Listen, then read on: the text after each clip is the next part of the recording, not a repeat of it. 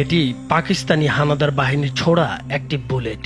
দীর্ঘ ৫৫ বছর নিজের শরীরে এই বুলেট বহন করে চলেছেন নেত্রকোনার দুর্গাপুরের বৃদ্ধ মন্নাস আলী।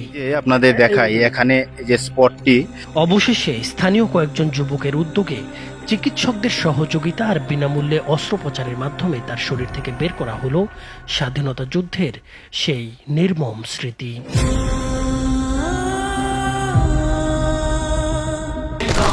১৯৭১ সালের মুক্তিযুদ্ধ।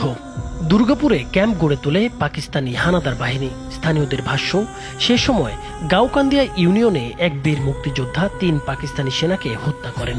এর প্রতিশোধ নিতেই আশপাশের গ্রামগুলোতে ভয়াবহ হামলা চালায় পাকিস্তানি সেনারা।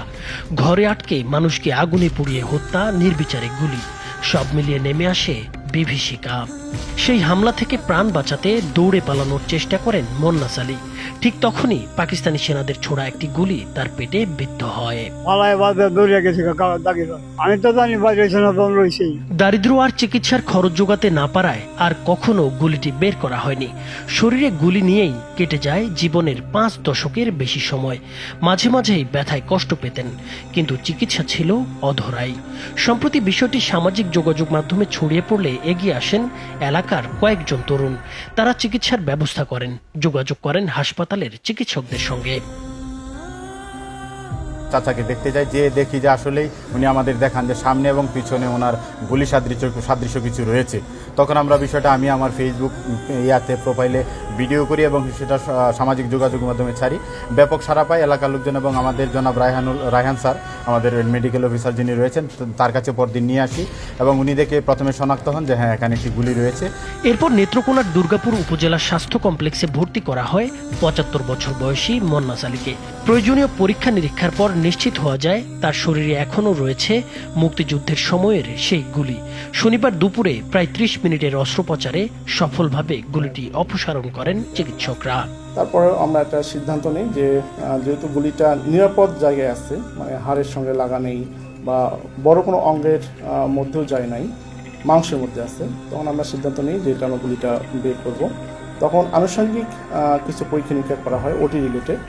পরীক্ষা রিপোর্ট ভালো থাকার পরে আমরা সিদ্ধান্ত নিই যে আমরা অপারেশন করব। দীর্ঘ ৫৫ বছর আগে পাকিস্তানি হানাদার বাহিনীর ছোড়া যে বুলেট বয়ে বেড়াতেন এই বৃদ্ধ, সেটি এখন হাতে নিয়ে দেখছেন স্বজনরা। পরিবারের সদস্যরা বলছেন, অভাবের কারণে এতদিন চিকিৎসা সম্ভব হয়নি। তারা কখনো ভাবেননি একদিন এই গুলিটি শরীর থেকে বের করা যাবে। সমর্থন নাই দেখে আমার আব্বা অসুস্থ পড়ে আছে।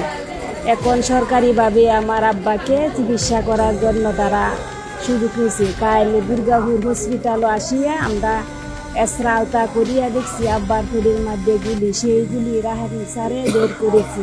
চিকিৎসকরা জানিয়েছেন, অস্ত্রোপচারটি সম্পূর্ণ বিনামূল্যে করা হয়েছে। উদ্ধার হওয়া গুলির বিষয়ে পুলিশকে জানানো হয়েছে। কয়েকদিন পর্যবেক্ষণে রাখার পর মন্নাস আলীকে হাসপাতাল থেকে ছাড়পত্র দেওয়া হবে।